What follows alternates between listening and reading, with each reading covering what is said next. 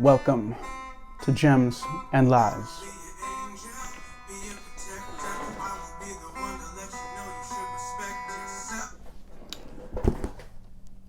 Intro song. So, we'll get straight into it. This is Gems and Lies, the show where I show you the gems in movies and the lies in movies. I am your host. This is a Beautiful Empire Initiative broadcast. If you're watching this, you are the Beautiful Empire. Let's get into it. So, the movie we're watching today, or the review, is Don John. Not to be mistaken with Don Juan. The movie is Don John. And it was a good movie. Different. So, let's get into it. The movie begins delving into what can only be described as porn culture. The movie begins and it starts off with showing like all the cartoons we grew up with, all the TV, everything from cartoons to like workouts, regimes, food commercials, everything, Barbie, everything is sex oriented. So that's why it's called porn culture. So it shows the girls from like Flintstones and Jetsons, the Pussycats, Spider-Man got MJ, Ninja Turtles got April, they all got some sexual object. So since we were kids, and so the movie begins showing you all of this. So we'll begin with the gems. Obviously, this is a gem.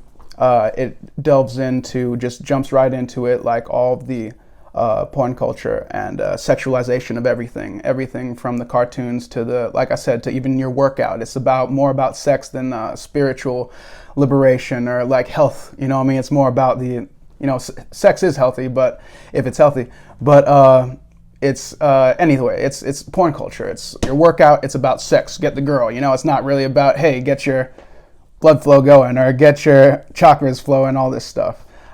Food commercials. The burgers, grade A meat, the Hardee's burger, the sexy chick in the bikinis biting into the burgers and stuff like this. All sex oriented. And Barbie, of course, sex oriented. So the toys that the kids play with. We'll get into that later, but this is a gem that it starts the movie off with. So our protagonist, or our friend in the movie, he starts out as a typical male, getting all the girls.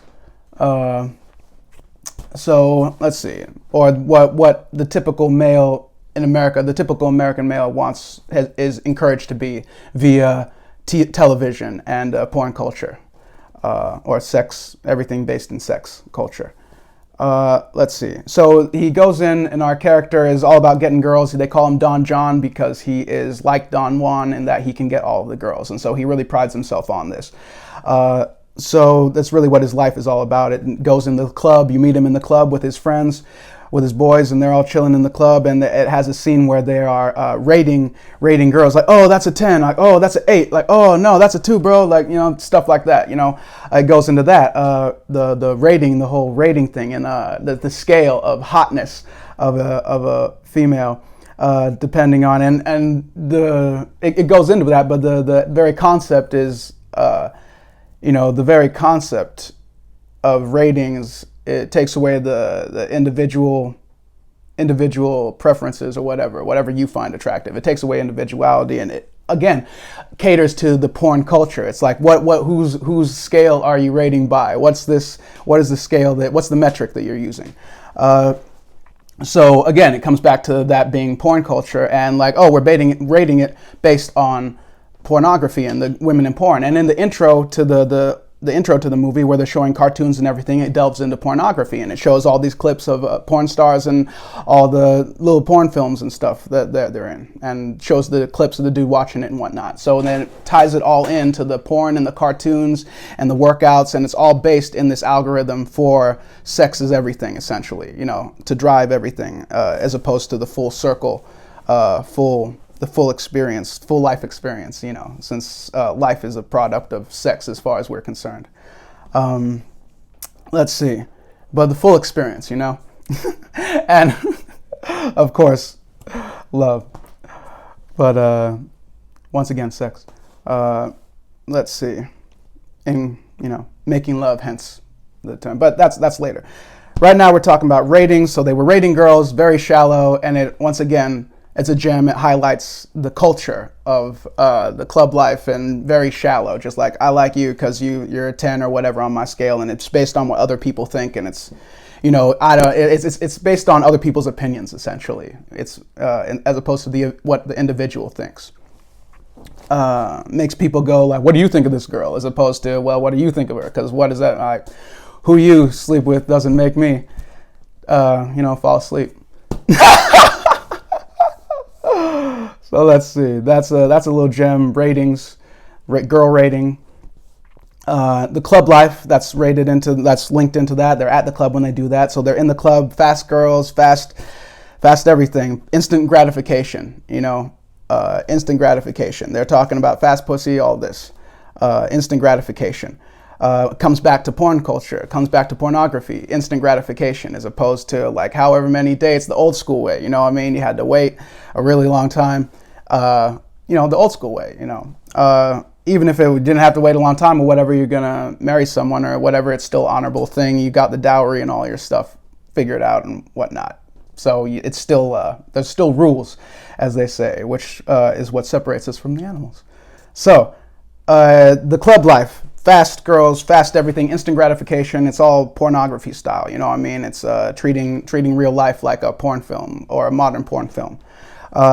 So instant gratification, club life. So that's real, goes into that. That same applies for guys, girls, everyone's in there for, whatever they're there for. I actually went to dance once that was the only reason. Like, I decided I'm going to go to the club to dance. Like, that's the only reason. Like, no agenda. I just want to, I want to try to see if I can go to the club to actually just dance. It was a cool experience.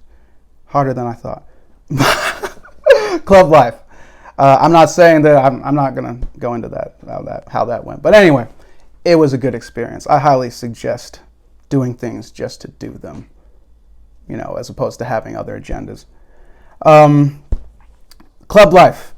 Boom, fast girls, that's a gem. That's why they say if you want a good girl or a good guy, don't go to the club. You find love everywhere, but club life is dangerous. It's a dangerous. It's once again caters to the porn culture of instant gratification. Most people there are there for instant gratification if they're there for anything other than dancing.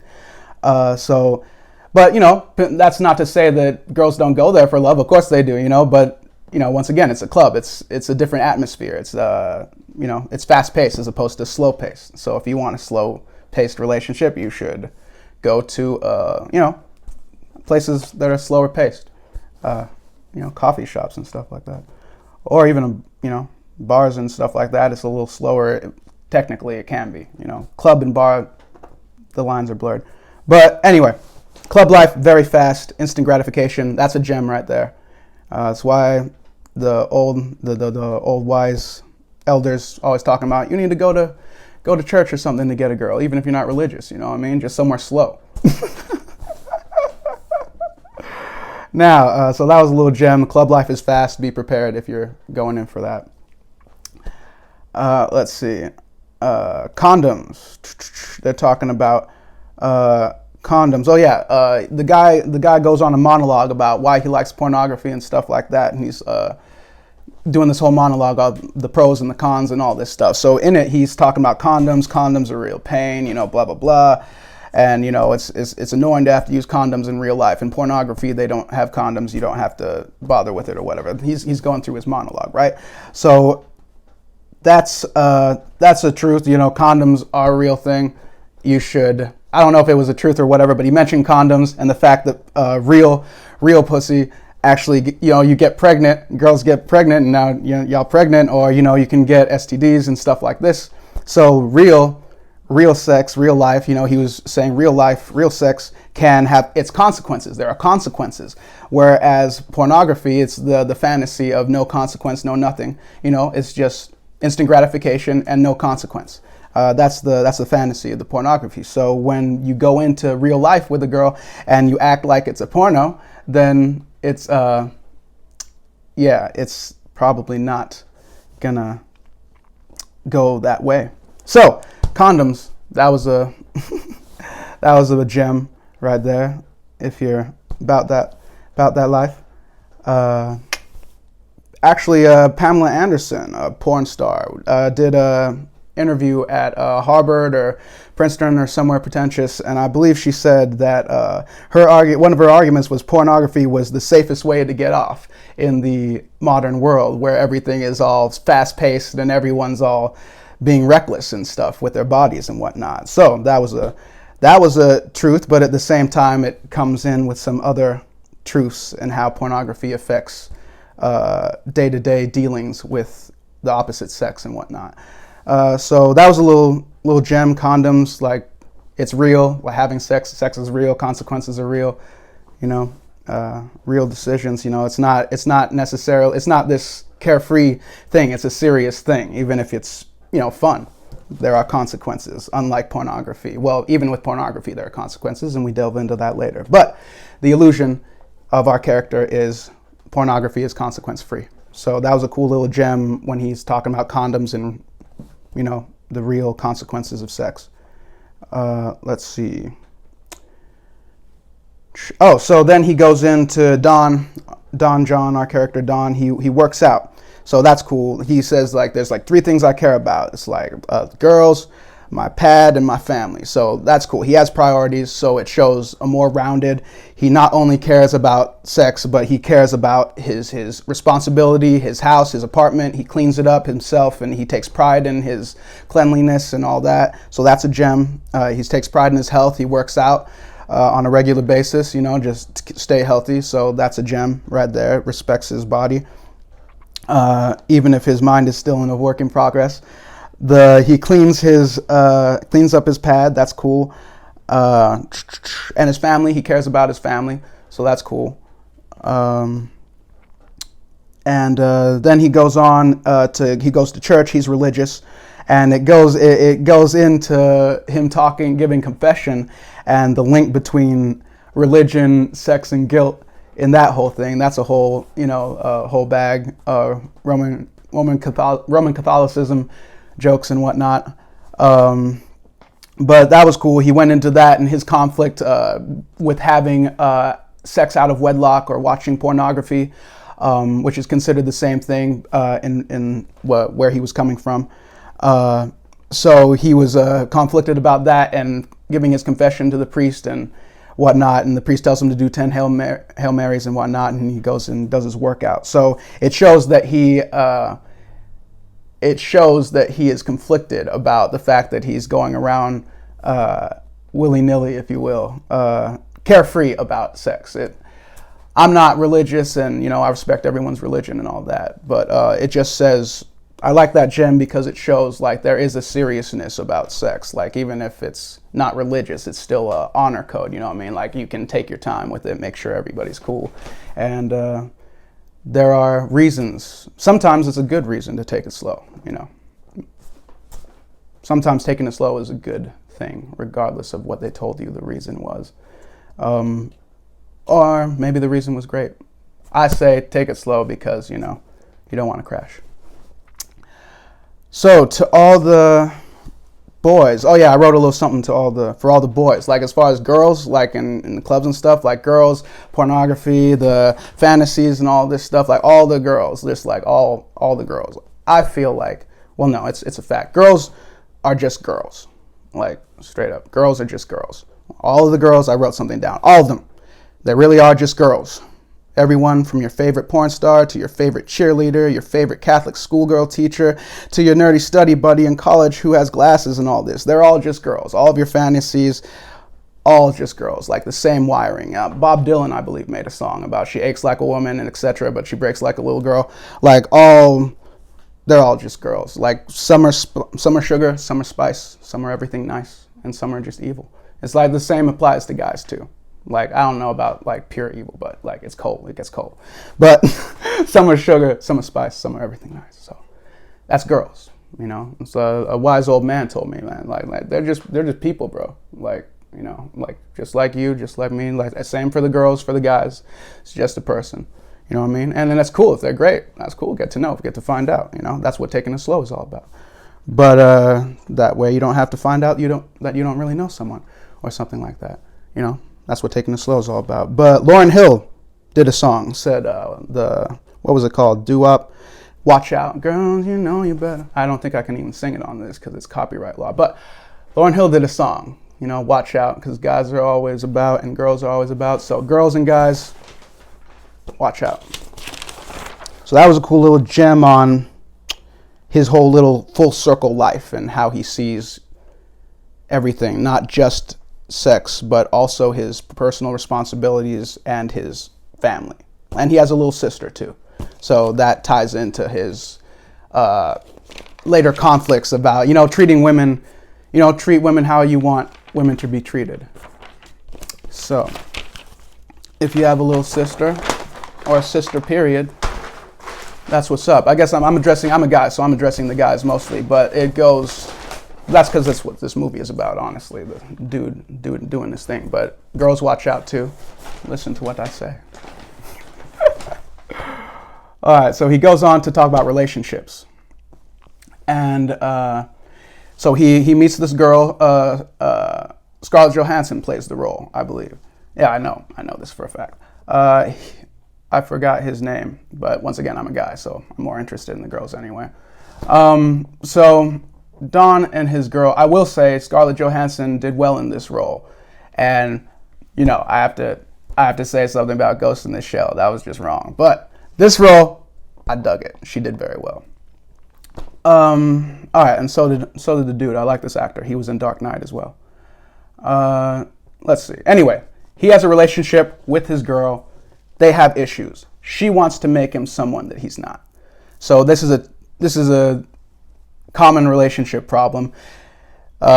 She likes his looks. She likes, you know, what he looks like, and he likes what she looks like. But she, or, you know, in relationships, in this, she wants him to be somebody he's not. She wants him to be someone else. She's trying to push things on him like, oh, come on, why do you have to clean your house? I don't like it. I don't think it's sexy when a man cleans his house. That's what she says. It's kind of a rich, pretentious thing. He's like, no, I like taking responsibility for my stuff. So, you know, it's like that's what I feel a man does, and etc. So that was a cool thing that he stood his ground on that. But so she had issues with his personality. Then he had issues because he lied to her about the fact that he watched pornography. Even like after they were dating and all this, he was watching pornography. And before that, she had issues with that, just period, watching pornography. So he told her he never did it and that he never does or will. And he continues to watch it while they are together, and she catches him, and it's a whole thing. So that's the relationship issue thing with he's lying. She is trying to make him somebody he's not, so it's best just to be full disclosure.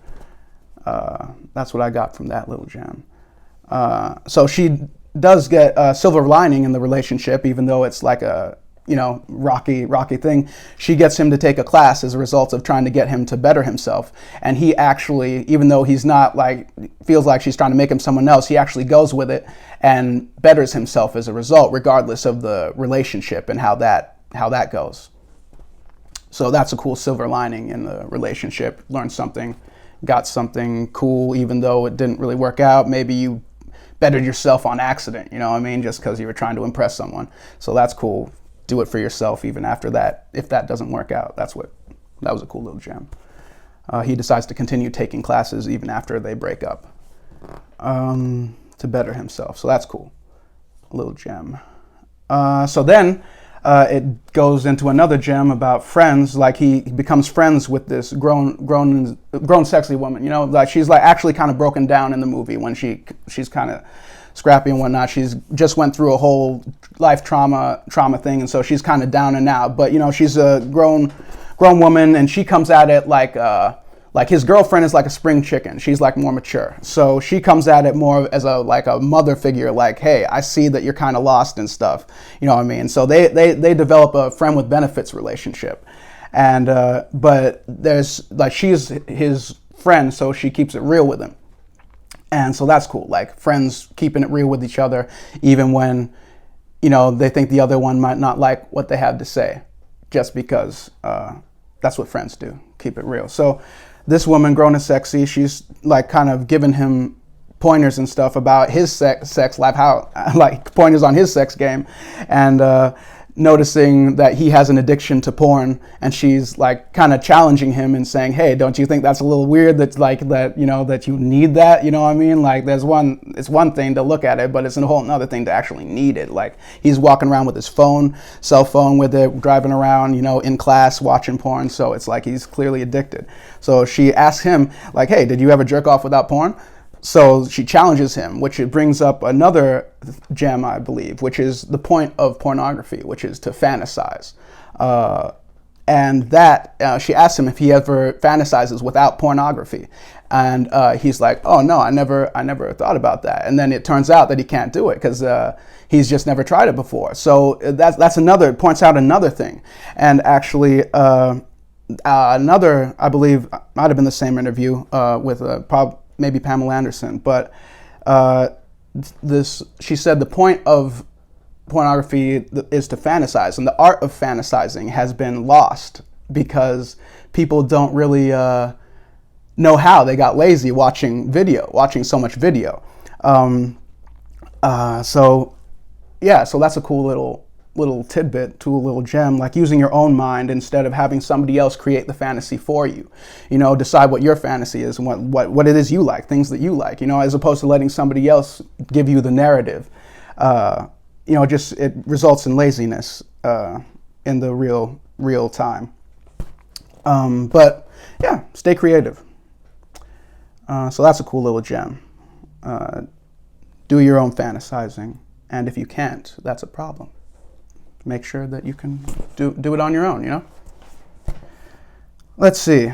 Then this woman, his female friend, the grown sexy woman, tells him, she's pointing out this stuff. Then she says, well, she doesn't say, but brings up modern porn versus older porn or classic porn.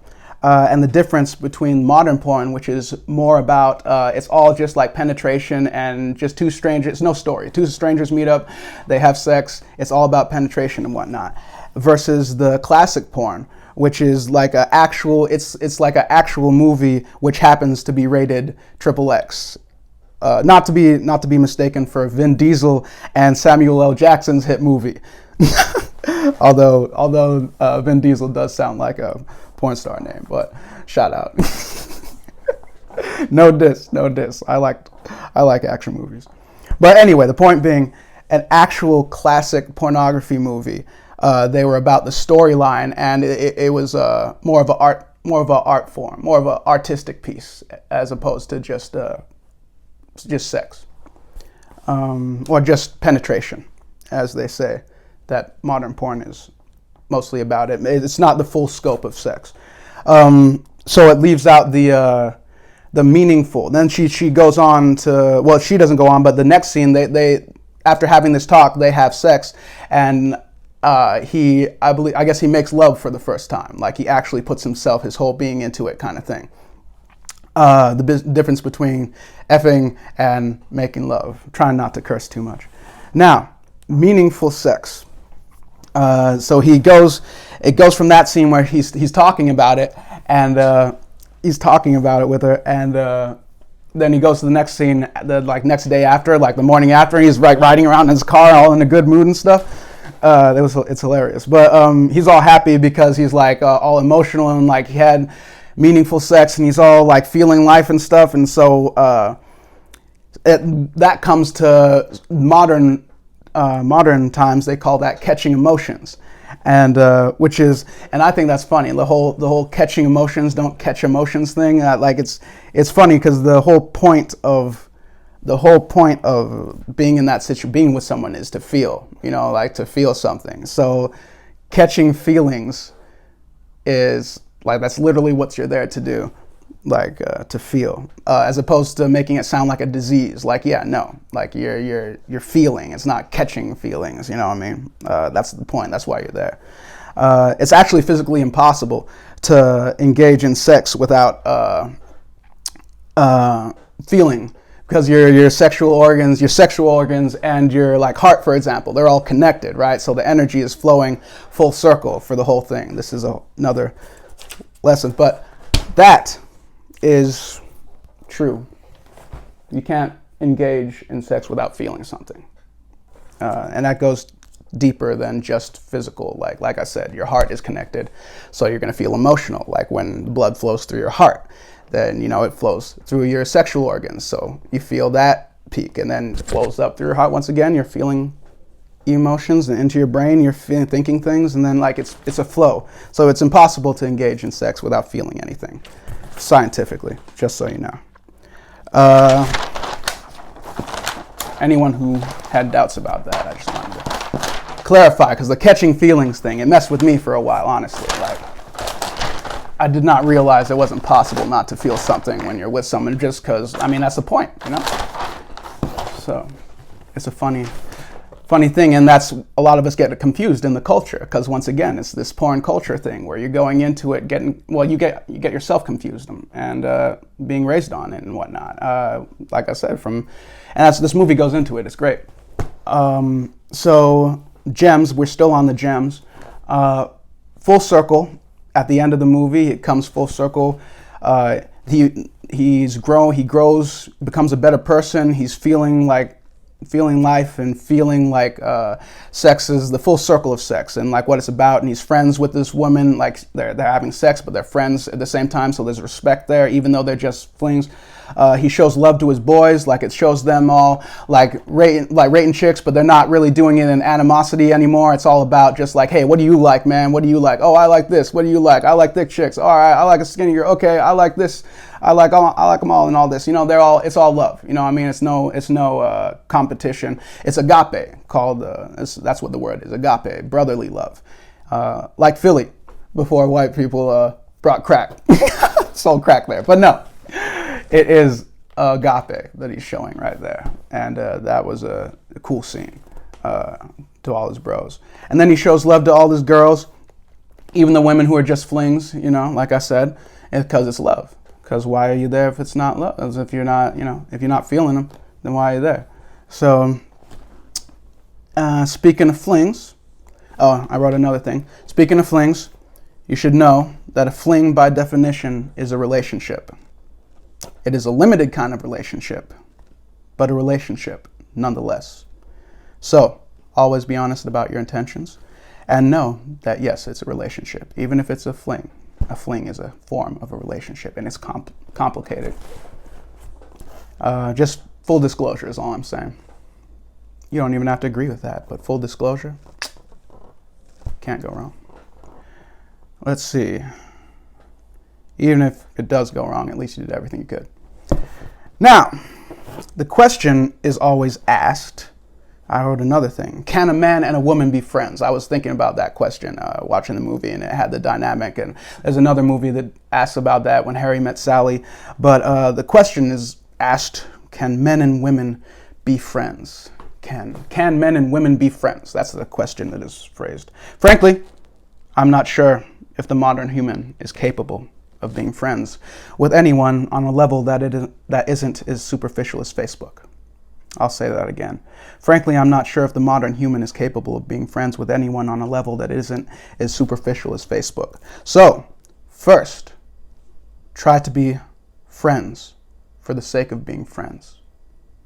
That's my advice. Try to be friends for the sake of being friends, and worry about sex later.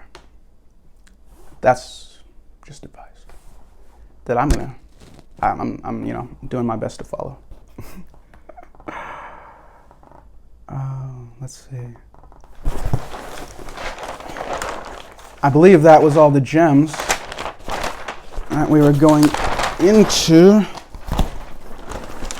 So yes, the gems, very good movie. I enjoyed it thoroughly. Had a lot of gems in it. Now for the lies. So, the lies. This right here.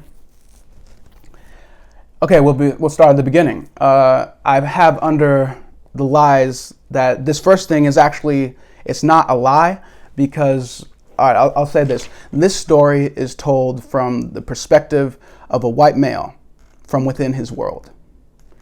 Therefore, lack of ethnicity that I might complain about in movies that claim to have a wider world view are not a problem for this particular film, considering the way the story is told. So the perspective, it's told from like I just said, it's told from his perspective, white male's world, right? So that's why I didn't take issue with the fact that he had the classic one black friend thing, like in the whole world, there's one black friend, pretty much. But once again, it's his world, that's fine. You know what I'm saying? Let's see. Like I said, it's told from his perspective, so that wasn't actually an issue. What I did take issue with was in the beginning of the movie when they're doing the whole the role on porn culture and cartoons, and then they do the whole role on 1,000 porn films and 1,000 porn clips. I didn't see one black porn star in the whole porn reel clip. Like, I didn't see one black porn star. I didn't really see any ethnicity other than white, which isn't an ethnicity, it's European technically. So, which is another story, but. Yeah, I didn't see one African descent female in that porn reel, and not even in the introduction. In his personal porn life, that's fine. Like that's his story, whatever you get off to. But in the introduction, when it's talking about porn culture and stuff, it didn't even have one clip. You know what I'm saying? So that is a thing in movies, right? That I'm gonna address. The no black sexual objects in TV. I'm gonna go shallow for a second, okay? Like, no black sexual objects in TV. No African descent female sexual objects in TV. It's like a unspoken rule. Not no, but it's like, one, right? It's like, I know Megan Good. Like, who? You know what I'm saying? I can list 1,000 white chicks. You know what I'm saying? Because it's always on TV, and that's the agenda. But no African descent female sexual objects for the most part in TV. Like, you'll probably start seeing more now due to the political tensions and whatnot in commercials and stuff like that. But that's just modern. That's just politics. Well, I'm talking about real. Like, I call this in television programming. I call this. I wrote it down. I call this kind of TV programming erogenous zone whitewashing. Erogenous zone whitewashing. Ugh. Erogenous zone whitewashing. The objective is to convince the viewer that he is only sexually attracted to white women, as opposed to African descent or all women. Black, brown, all women. Yellow, what have you. The color thing, I'm saving time. It's deeper, of course. But yeah, the point is to convince the viewer that he is only sexually attracted to white women as opposed to black, brown, or all women. The viewer is encouraged to view black women as mothers, cool aunts, or especially like they're either mother, or Aunt Jemima, the cool aunt, wise lady, old lady, or especially the less attractive female friend to the white female lead role. Like the one to stand next to, you know what I'm saying? Like don't put on the makeup, like she gotta shine out. So that's a major thing in Hollywood. So that's the role that the black girls, the women of African descent, are often given. And this is an agenda. Like I said, it's to program. It's programming, not giving a wide scope. Actually, Dick Gregory actually said the same thing about commercials. He said, if you pair a white woman, every time in my kitchen you got a white woman holding soap, I'm paraphrasing, got a white woman holding soap in my kitchen, you show that to me 1,000 times every day, eventually when I buy that soap sitting in my kitchen, I'm going to be like, why isn't there a white woman in my kitchen? Looking at my soap, looking at my washing machine, all the things that the appliances, even the cars, they come in with a white chick. You know what I'm saying? So yeah, it's part of it's an agenda. It's a programming agenda to make you see things a certain way. There's actually a scene with a Barbie-themed party where Don is sitting with his girl and there's a Barbie-themed party and it's everything pink and it's Barbie. Once again, very well done, very subliminal. Sex, nothing as sex-oriented as Barbie in America that I'm aware of. It's like Hello Kitty and Barbie, you know. But yeah, so Barbie, where Barbie comes in is Barbie is definitely white. It's not even a question, you know what I mean? So you have a Barbie party, and in that Barbie party, Barbie-themed birthday party, there was I'll finish this first part. But Barbie is white, so even Nicki Minaj, right? The whole Black Barbie thing. Even Nicki Minaj gets a hyphen before the Barbie. You understand? She's not saying Barbie, it's Black Barbie. You understand? She gets a hyphen before her thing. So it's understood from the get-go. It's much like African American as opposed to American. You know what I mean? If you get a hyphen, it's understood that you're supposed to be second class. So if in the mind of a whitewashed, erogenous zone individual, Nicki Minaj or something coming in and talking about white Barbie, it's like, that's nice, but it's not Barbie. You understand? It's something trying to be something. So that's the mentality of the porn culture machine, which is, of course, that's a whole nother thing. There's a lot of racism in there. Because once again, it's like you can watch interviews about it. You know what I'm saying? Like it's a real thing. I think Michael Che made a joke about that with Stormy Daniels. But anyway, even Nicki Minaj gets a hyphen. So the Barbie thing, very sex-oriented. And in that scene, there was a little black girl getting led by this tall, larger-than-life white Barbie. You know what I'm saying? So that creates, once again, the little black girl is trying to be this big white Barbie, which, again, is brainwashing. It's programming, trying to get you to be something else, trying to get you to aspire to something that you're not. Like, you need to aspire to be you, your own beautiful self. You know what I'm saying? Like, and there's a bunch of brainwashing, white girls trying to be black, etc. Black girls trying to be white. Everyone gets hit with the porn culture machine. But order of operations, of course, we're talking about this movie, and the black girls are getting hit bad with that. So the 1940 doll test is what this all comes down to. The 1940 doll test with the Barbie and everything. They took a doll. They still do this, and it still is the same as far as I'm aware. The statistics are still the same, where they take a white doll and a black doll, a white doll and a brown doll, and they sit the child, the black girl or whoever, in front of the doll, especially the black children, and they say, which doll to you is ugly, or which doll is pretty? You know, if they ask which is the ugly doll, they point to the black doll. Which is the pretty doll, they point to the white doll. That's brainwashing. That is literally brainwashing they've been raised on this programming to make them believe that their brown skin their earth tone is less attractive than the white, you know, or the European, which is actually, you know, depending on the sun, or how, you know, it's multicolor. You know, white people aren't white. They're red and blue and, you know, all this. Like everyone, they're multi-tone.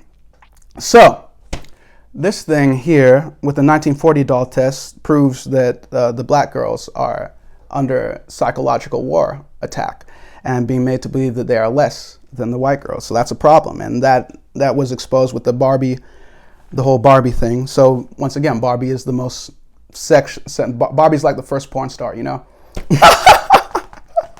Essentially. But yeah, that was a lie. Well, I put it under lies because it's subliminal and got the little black girl getting led by the grown white chick. So, the Barbie. So that was creepy. Now, what else? Oh yeah, also, I wrote this down, I know that black celebrities have openly said, bringing back to this subject, continuing with this subject rather, I know black celebrities who have openly said that they didn't date black women. Like black celebrities who openly said, oh yeah, no, I'm not attracted to black women. Like like openly, like straight up, like it's like you don't have a psychological problem. Like that's pathetic, bro. That's pathetic. Like, I mean, get some balls, you know? And, all I'm saying is if you say that your dick doesn't work for anything other than white women, what you're saying is it doesn't work for the majority of women on the planet. I just want you to understand that. Like the majority, if you say that it doesn't do it for you, like anything that's not white doesn't do it, that means you're literally saying that the majority of women on the planet, like don't do nothing for you. Like you can't do nothing. So that's on you. Like, I'm just check it out. Check into this psychological stuff. I'm just telling you. Like, look into the erogenous zone whitewashing because it's real. Stuff is real. So that, I believe, I'm looking through all my notes. I believe that does it for our show today. I enjoyed the movie. The gems and the lies were useful.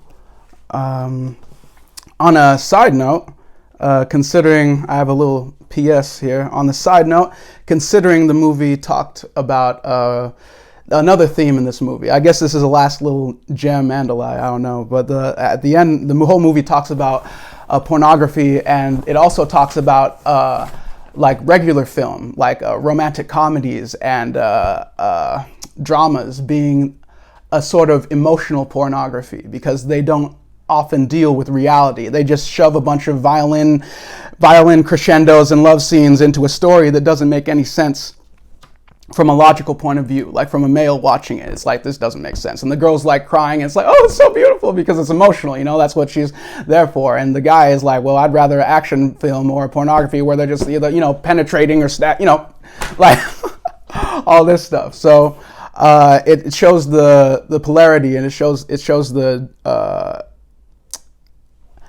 it's interesting because the emotional aspect of the straight up films, just the regular films, it really is like emotional pornography to a certain extent. And I have an example actually. Since he was talking about this, and she's arguing with him, and she's like, well, how can you even watch pornography? He's like, how can you watch the stuff you watch? And she's like, that they get awards for that stuff. That's like that's like acting. And he's like, they give awards for pornography too. So it was a funny scene. But the point he was making was real to a certain extent. They both made very good points.